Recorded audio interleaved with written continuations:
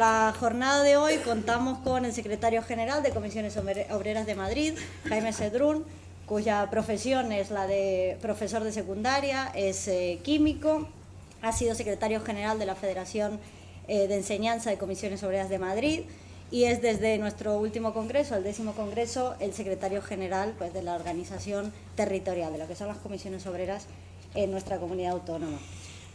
Como os decía antes, pues ya hemos hecho parte de ese recorrido. Hoy nos toca hablar también del futuro, de la propuesta sindical, porque aunque hayamos conquistado la democracia, hayamos conquistado muchos derechos en estos años de los que hemos estado hablando desde el miércoles, pues evidentemente tenemos una amenaza real, que es el neoliberalismo, que pone por delante y por encima de todo el beneficio, el que más tiene o el que tienes, cuánto tienes, cuánto vales, y evidentemente esto es contradictorio, es incompatible en muchas ocasiones pues, con los derechos de la ciudadanía, con los derechos sociales. Yo creo que el trabajo sindical es mucho más complicado en estos momentos, en este país y en toda Europa, como consecuencia también del momento histórico que vivimos. Hemos vivido un momento histórico de éxito sin precedentes, de pensamiento o de ideas, de pensamientos que en los años 70 eran considerados como unas aberraciones, eran considerados pues bueno, como cosas radicales, extremas, que no tenían.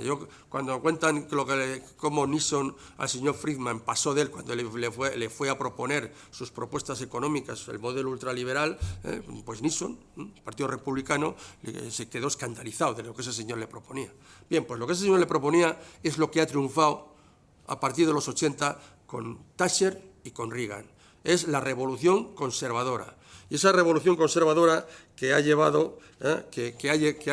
impuesto toda su lógica en todo Occidente y prácticamente en todo el mundo. Porque además se ha aprovechado del retraimiento de la izquierda social, de la izquierda política, incluso de la izquierda sindical, como consecuencia del hundimiento de lo que era un frente amenazante, que eran los países del socialismo real. Por eso, hoy la batalla, el trabajo sindical, está teniendo muchas más dificultades quizás que en otros momentos en una democracia, ¿no? Como consecuencia de esa primacía que han tenido el pensamiento ultraliberal en el mundo en el que nos estamos desarrollando. Hoy se ha descubierto que el modelo que se nos estaba planteando tenía fijados sus objetivos en una competencia por bajos costes laborales, y nos hemos encontrado que el modelo chino parece que es el que mola. De hecho, el jefe de Mercadona nos lo propone como fórmula, que pretendían un debilitamiento del estado de bienestar,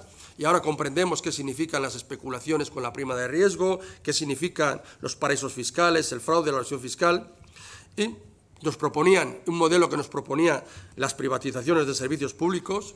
Ahora hemos visto con el caso Bárcenas, o caso PP, como queréis llamarlo, qué significaban las privatizaciones, cómo se estaban produciendo las privatizaciones. Por tanto, con fórmulas de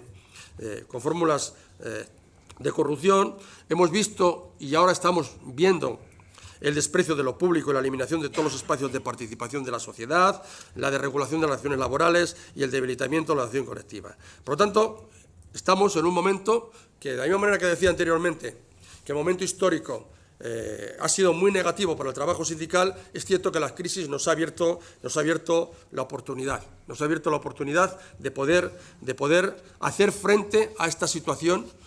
Yo creo que estamos siendo capaces de convencer, no solo nosotros, con mucha gente, a todos los españoles y a las españolas, a nivel europeo, a todos los niveles, de que ese es un modelo que está quebrado. Y ese modelo no puede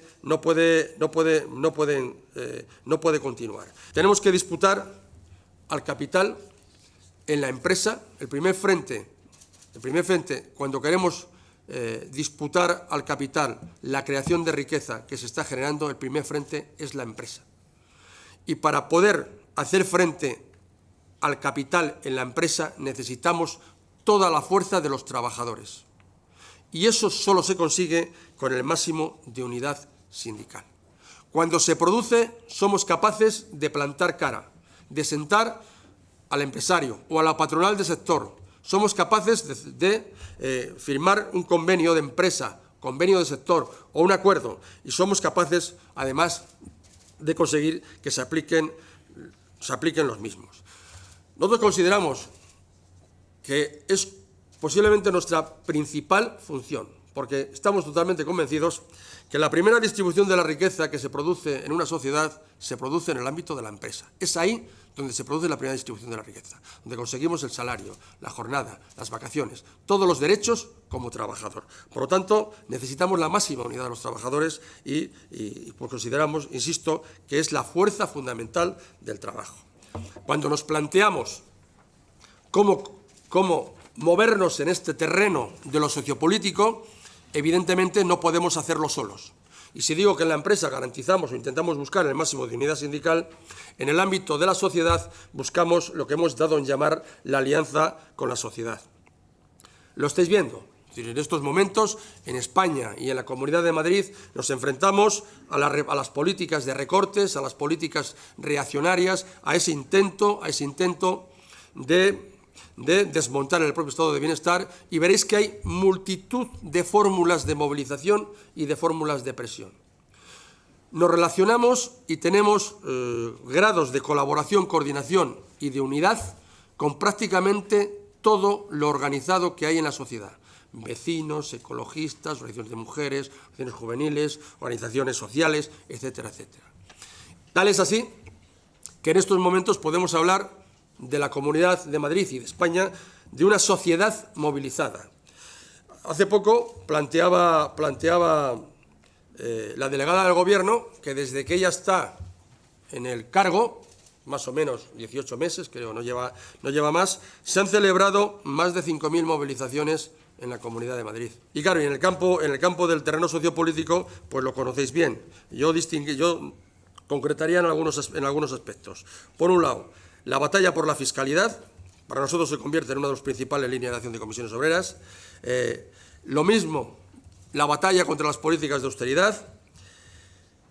Y en el centro, la reivindicación de políticas de empleo o la reivindicación de políticas de protección social a las personas en paro y sin ningún tipo de prestación de ayuda.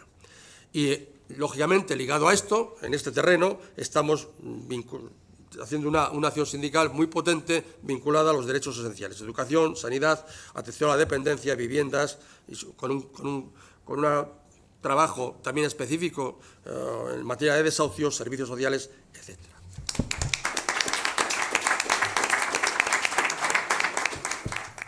Y tan solo desear que este espacio que hemos abierto en estos 3 días sirva también de un espacio de conexión, de un espacio de encuentro que perviva en el tiempo y en el que podamos seguir intercambiando muchas cosas. Los correos electrónicos han volado, los móviles han circulado de unos lados para otros. Quienes queráis seguir en contacto con la Fundación Sindical Ateneo 1 de Mayo, con la Fundación Abogados de Atocha, con la Universidad Complutense, con las Comisiones Obreras de Madrid, tenéis nuestros correos, tenéis la posibilidad de mantener abiertos esos canales, porque parece mentira que con más posibilidades que nunca de estar en contacto, a veces nos sintamos en cada país, en cada región, en cada empresa, más aislados que nunca. Romper ese círculo que nos intenta bloquear es una de las misiones de este curso, y espero que la hayamos sabido cumplir y que hayamos satisfecho las expectativas con las que acudíais al mismo. Yo, por lo tanto, muchas gracias por estar aquí y por estar en un momento, como decía Jaime ahora, difícil para la universidad. Bueno, la verdad es que llevamos ya unos cuantos años difíciles para la universidad. Desde el 2007 hemos sufrido recortes importantes, recortes que hemos peleado en los tribunales, que hemos ganado. Ya la Complutense ha ganado 4 sentencias a la Comunidad de Madrid por 100 millones de euros, que no es poco. Tenemos una quinta pendiente que creo que ganaremos también por 80 millones. Y las otras universidades siguen detrás, es decir, por los mismos motivos, por lo tanto es muy probable que también vayan ganando. Lo cual pone de manifiesto que las quejas de los rectores de las universidades no son simplemente quejas políticas o politizadas, son reales. Ha habido un recorte importante en presupuestos de inversión, pero también otros en las universidades públicas, ¿no? Por eso cuando el presidente se escuelga el otro día, el presidente de la Comunidad de Madrid, con que han elaborado un plan de rescate para la Politécnica y la Complutense, pues nos entra la risa, ¿no? Porque realmente hablan de un plan de rescate de 78 millones, cuando solo este año se han recortado 92 millones a las dos universidades, ¿no? 135 en el conjunto de las universidades públicas, ¿no? Por lo tanto, bueno, sería de risa si no fuese para llorar realmente.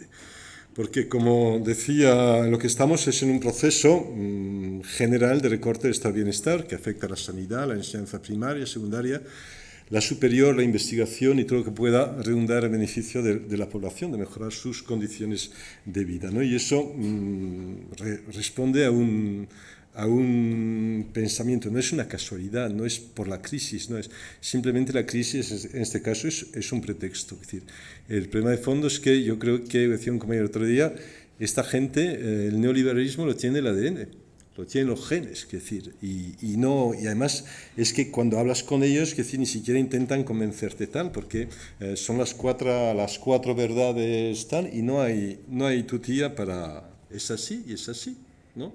El que es pobre es porque es tonto, es que te lo dicen, bueno, te lo dejan, ¿eh?